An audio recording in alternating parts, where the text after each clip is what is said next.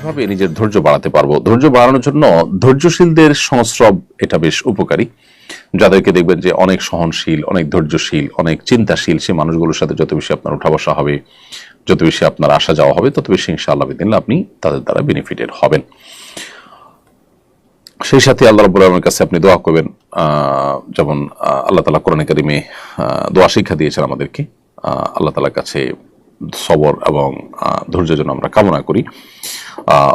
রব্বানা আফরিগ আলাইনা সবরা, হে আল্লাহ আপনি আমাদের প্রতি আমাদেরকে আপনি সবর দান করুন, সবর করার তৌফিক দান করুন। সেই দোয়া আল্লাহ তাআলার কাছে আমরা নিবেদন করব ইনশাআল্লাহ তাআলা। রব্বানা আফরিগ আলাইনা সবরা ওয়া সাব্বিত আকদামানা ওয়ানসুরনা আলাল কওমিল কাফিরিন, হে আল্লাহ আপনি আমাদেরকে সবর দান করুন। এটি কোরআন কারিমে দুই জায়গায় আল্লাহ তাআলা উল্লেখ করেছেন। এক জায়গায় আছে রব্বানা আফরিগ আলাইনা সবরা ওয়া তাওফানা মুসলিমিন, হে আল্লাহ আপনি আমাদেরকে সবর করার তৌফিক দান করুন বা সবর আমাদের কে দান করুন এবং আমাদেরকে মুসলিম হিসেবে মৃত্যুবরণ করার তৌফিক দান করুন। তাহলে দোয়াও আমরা আল্লাহ তাআলার কাছে করব ইনশাআল্লাহ।